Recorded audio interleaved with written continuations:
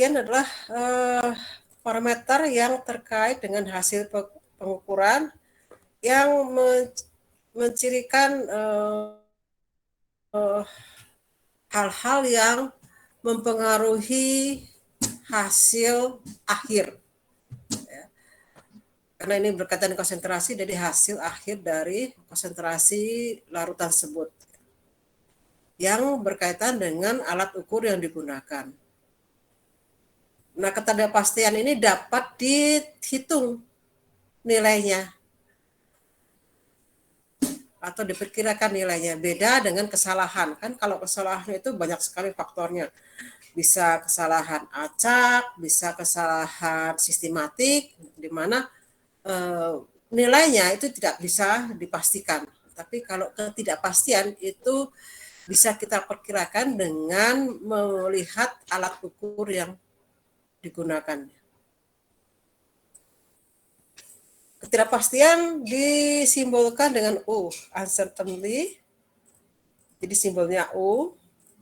Sebenarnya ada dua, ini sudah saya jelaskan beberapa minggu yang lalu. Sebenarnya ada dua jenis atau dua tipe.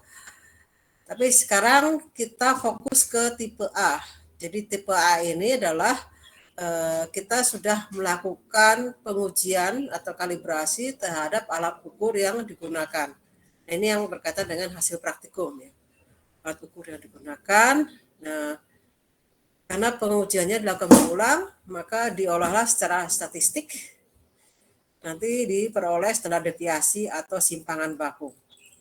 Data ini digunakan untuk menentukan atau menghitung nilai ketidakpastian dari larutan A tadi. Nah, perhitungannya menggunakan prinsip ini. Jadi kalau operasi hitungnya itu menggunakan penjumlahan dan pengurangan, maka digunakanlah rumus ini. Ketidakpastian total akar dari ketidakpastian masing-masing parameter. Mana masing-masing parameter dikuadratkan dulu, dijumlahkan, baru diakarkan. Nah, tapi kalau operasi hitungnya menggunakan pembagian, jadi ada melibatkan pembagian atau perkalian, nah artinya ini pasti satuannya berbeda, maka kita gunakan rumus ini, rumus yang bawah. Jadi menggunakan hasil relatif. Jadi ketidakpastian masing-masing parameter dibagi nilai yang sebenarnya. Ini yang digunakan kalau kita menggunakan operasi hitungnya pembagian atau perkalian. Ini sebagai contoh adalah soal tadi kita mengencerkan larutan A yang 1 molar dari 5 mili ke 20 mili. Kita gunakan rumus pengenceran, berarti V1 kali C1 sama dengan V2 kali C2. Nah, ini kan melibatkan perkalian. Jadi rumusnya yang kita gunakan adalah yang ini. Jadi rumus untuk menghitung konsentrasi akhir itu V1 kali C1 dibagi V2. Ini melibatkan pembagian dan perkalian. Gunakanlah rumus ini untuk menentukan ketidakpastiannya. Ketidakpastiannya timbul dari V1 karena menggunakan alat ukur. C1, sebenarnya C1 kalau larutan A itu diketahui berapa sih ketidakpastiannya. Jadi nilainya adalah ketidakpastian dari volume V1, yaitu V1 ini adalah pipet ukur. Pipet volume 5 mili. Kemudian V1 yang kita ambil adalah sebanyak 5 mili. Kemudian C, karena di sini tidak ada, maka bisa kita abaikan nilai ini, yang C ini. Kemudian yang V2 adalah volume akhir, volume dari gelas ukur. Jadi ini ketidakpastian dari kelas ukur dibagi dengan volume yang diukur. Jadi kalau volume diukur, meskipun kelas ukur ini 50, tapi yang diukur adalah 20. Ini saya simbolkan, ini R, ini kita cari. Kemudian yang pipet ukur kita simbolkan, pipet volume kita simbolkan dengan A. Konsentrasi A itu kita simbolkan dengan C. Kemudian gelas ukur kita simbolkan dengan D. Kemudian kita bisa masuk atau kita hitung menggunakan program Excel.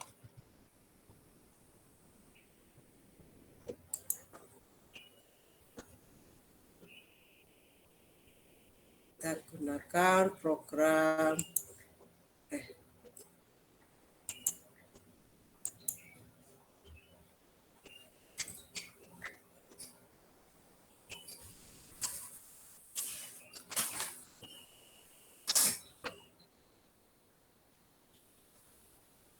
menggunakan program Excel dulu ya Pak.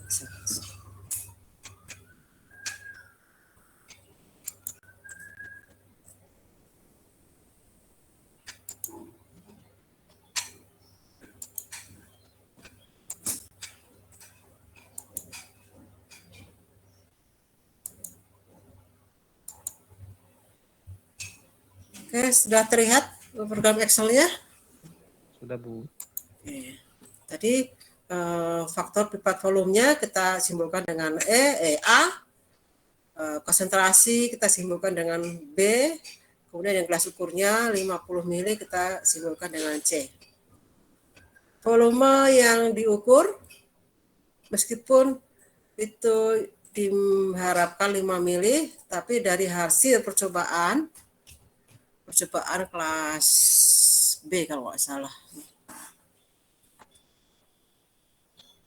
itu diperoleh volume yang terukur adalah, ini hasil rata-rata ya, dari 5 kali percobaan, itu sebesar 4,9342 mililiter. Standar deviasinya adalah 0,0204. Berdasarkan rumus tadi adalah standar deviasi dibagi volume yang terukur. SD per volume dapatnya sekian, kemudian kita kuadratkan. Sampai sini jelas? Jelas, Bu. Oke. Sekarang yang konsentrasi C1 atau konsentrasi awal dari larutan A. Karena tidak diketahui standar deviasinya, makanya kita buat 0. Kemudian yang C, volume akhir, kelas ukur. Yang digunakan alat ukurnya kelas ukur 50 mili, tapi yang kita ukur ada 20 mili. Dari hasil percobaan, itu dapatnya 19,5185. Standar deviasinya seperti ini, 0,048728. Seperti tadi, standar deviasi dibagi dengan volume yang terukur. Dapat, kemudian dikuadratkan. Nah, berdasarkan rumus tadi, dijumlahkan semua hasil relatif. Ya. Jadi standar deviasi terhadap hasil nilai yang sebenarnya kita jumlahkan, dapatnya sekian. Kemudian kita akarkan. Jadi kalau pakai Excel enak. Tinggal masukkannya nilai square root atau akar dari nilai jumlah ini, dapat nilai ini. Dapat nilainya 00,4872. Panjang ya. Sampai sini ada pertanyaan?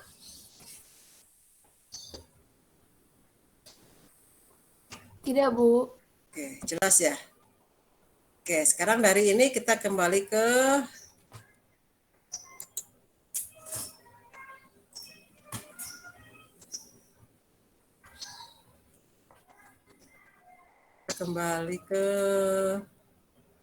PowerPoint-nya.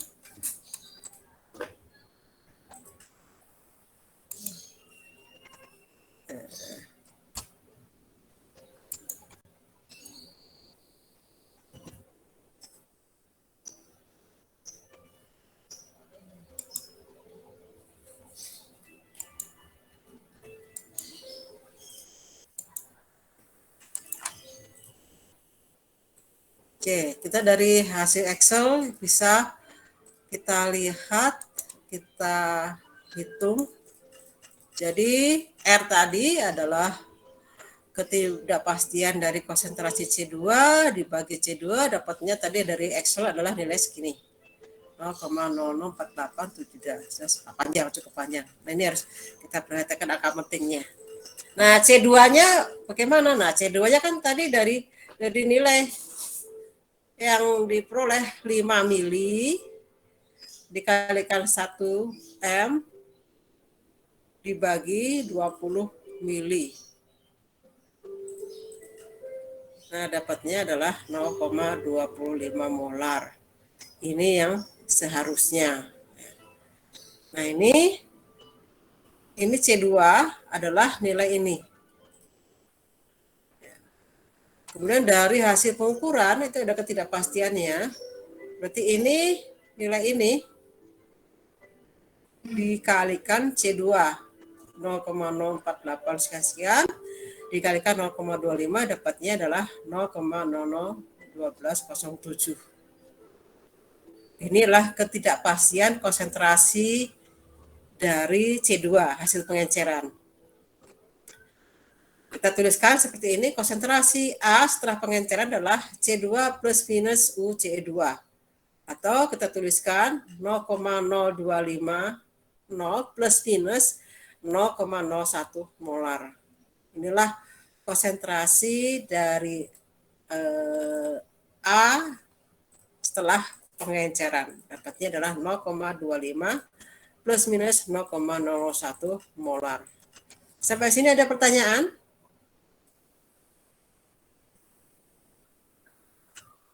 Ibu mau bertanya. Ya, silakan. Kalau yang di rumus itu tuh standar deviasinya dibagiin volume yang gitunya, Bu, yang kayak tadi di Excel tadi, Bu. Iya, jadi rumusnya ini. Yang U ini tuh UV1 itu tuh standar deviasinya, Bu. Iya, iya. Jadi kita ikuti tipe ini. Nih. Oh, iya. Jadi U ini adalah standar deviasi kalikan akar 6. Tapi tadi Bu yang di Excel itu konsentrasi pertamanya emang nggak ada atau gimana, Bu? Kan konsentrasi di itunya ada yang 1 molar itu, Bu. Di sini, saya tuliskan di sini. Oh, nggak masuk ke perhitungan yang Excel? Nggak, kalau Excel tadi hanya menentukan ini aja. Ketidakpastiannya aja. Oke, makasih banyak, Bu. Yuk. Nah, sebenarnya di sini ada kesalahan sebenarnya. Ini kan 5 mili. 5 mili, apakah benar 5 mili?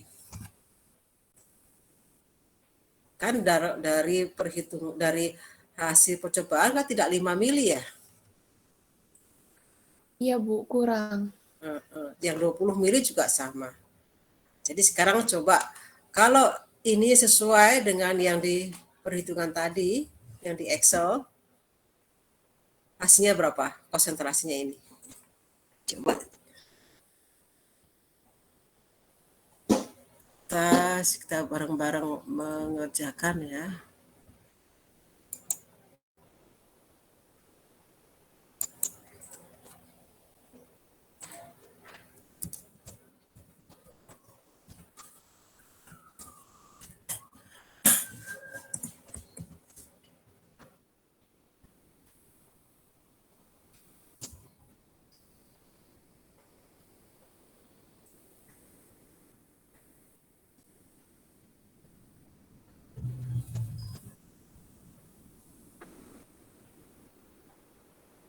Ini masih tetap sama hasilnya.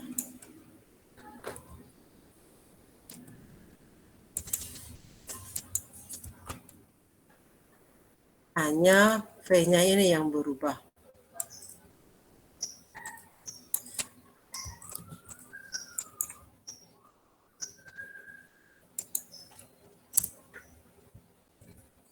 Nah, ini bukan 5 mili. Kita ganti. Berapa tadi ya? 4,9342, Bu. 4,942. Terus yang 20 milinya? 5185, Bu. 5185. Oke, sekarang itu kita hitung berapa konsentrasinya. 0,2527, Bu. 0,2527. Maaf, Ibu, 28.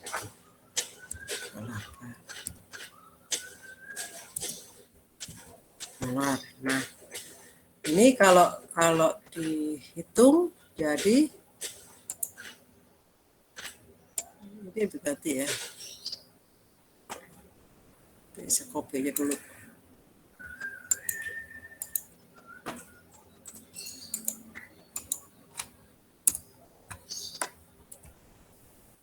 Ini bukan jadinya 28 ya. Jadinya berapa ini? 00122, Bu. 00122. 2205 ya. Segitu besar. Sekarang jadi ininya adalah, nah ininya karena ini 3 angka belakang koma, angka berarti kita di sini adalah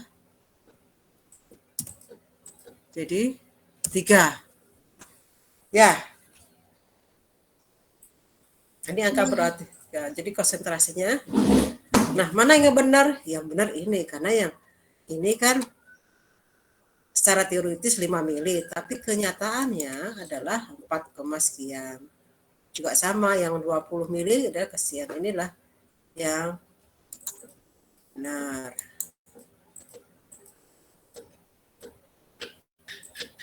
Ada pertanyaan mengenai perhitungan ini?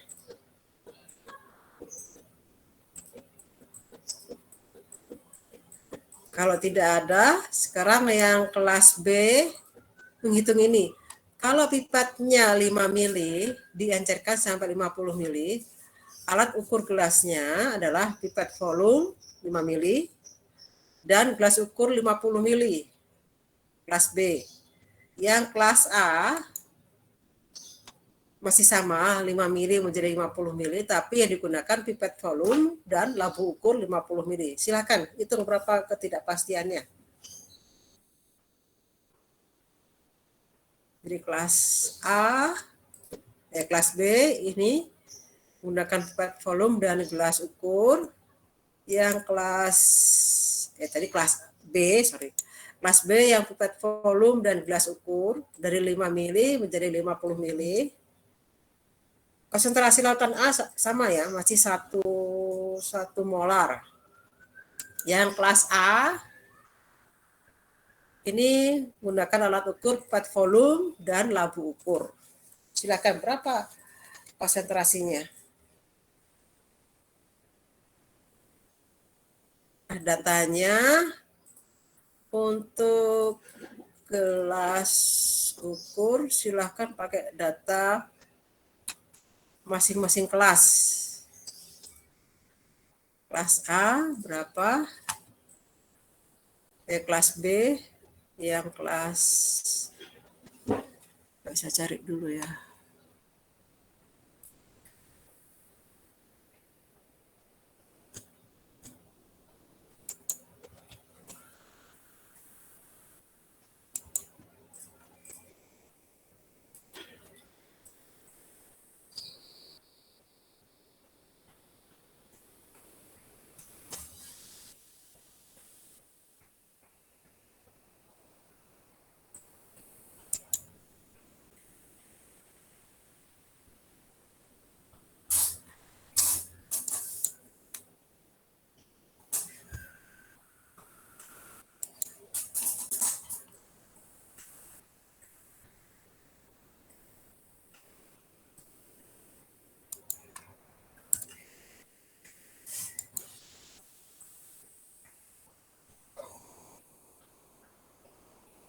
Yang kelas A pipet volumenya itu 5 mili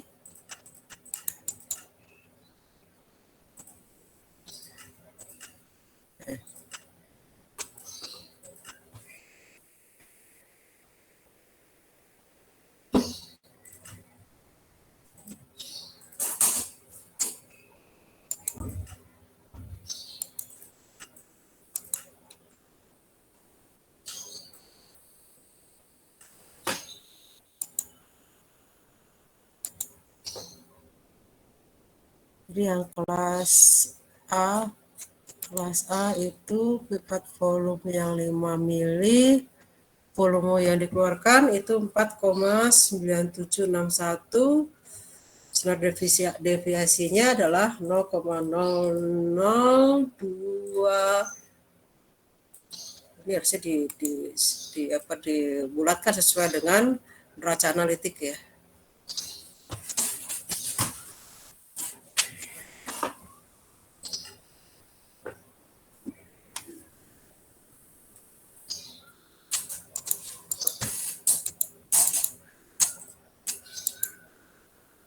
Dua koma 227. Ini pipet volume untuk kelas A. Kemudian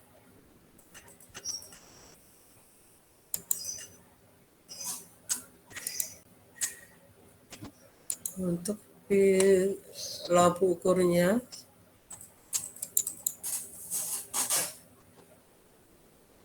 lampu ukur 250 nggak ada ya?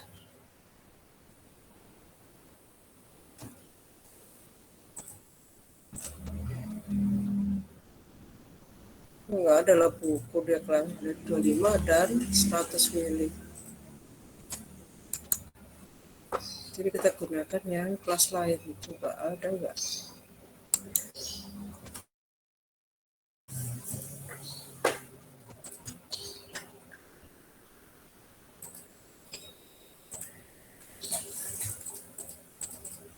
Atau ada yang sudah percobaan lampu ukur 50 mili? Mungkin bisa diinfokan. Labu ukur, Ibu.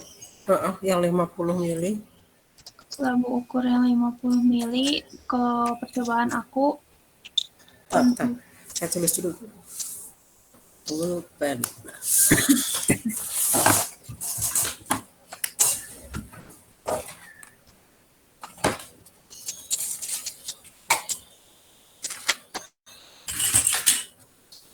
Berapa 50 mili?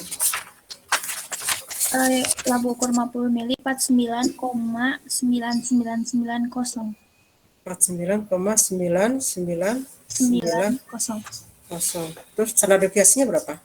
Standar deviasinya 0,0205, Bu. 02 05. 05. 0,02, Ya, 0,0205. Oke, terima kasih. Ibu, kalau yang kelas ukur gimana, Bu? Kelas ukur yang 50 mili. Oke, saya cari dulu. Kelas ukur yang 50. Ini 49. Kelihatan ya, 49,48. Belum muncul, Ibu, di layar. Sebentar.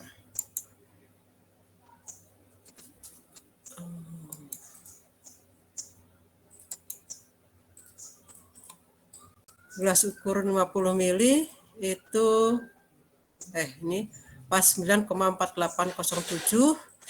Standar deviasinya 0,037041.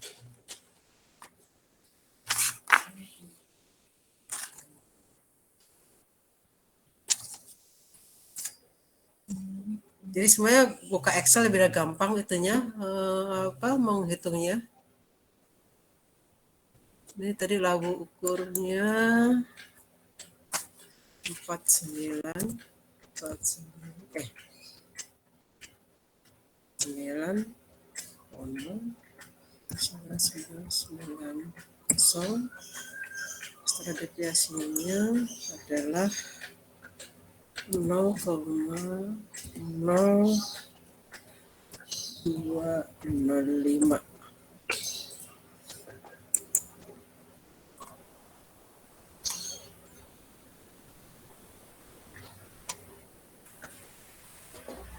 Ini kelas B ya, kelas B Ini kelas A.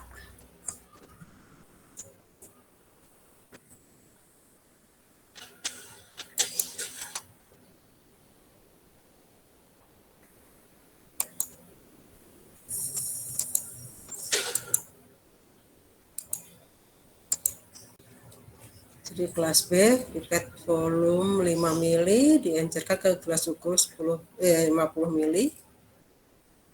Kelas A itu pipet 5 mili ke lampu ukur 50 mili.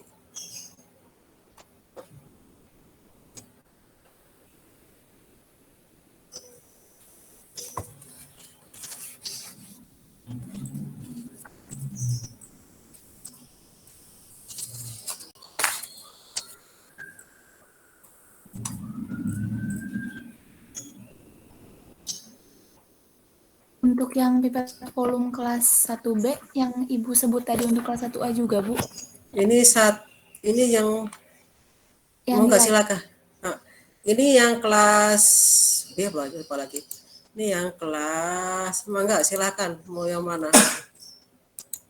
Oh, Nih. boleh. Ini saya nggak tahu yang kelas apa, lupa lagi saya. Yang 9761 tadi Ibu sebut untuk kelas A, berarti yang kelas B 4,93, Bu? Ya, Terima kasih, Bu. ini standar deviasi, ini kelas ini di sini ya. Ini kelas B, ini kelas A.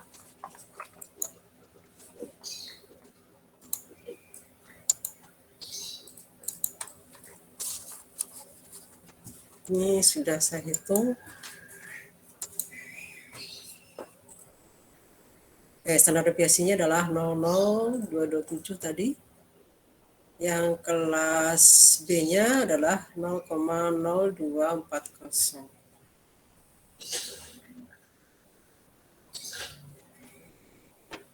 Ini juga harusnya 4 angka di belakang koma.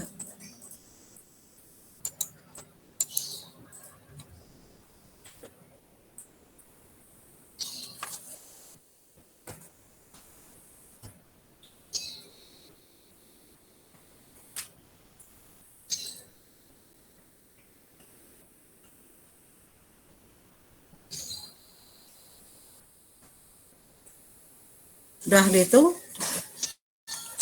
Sudah, Bu.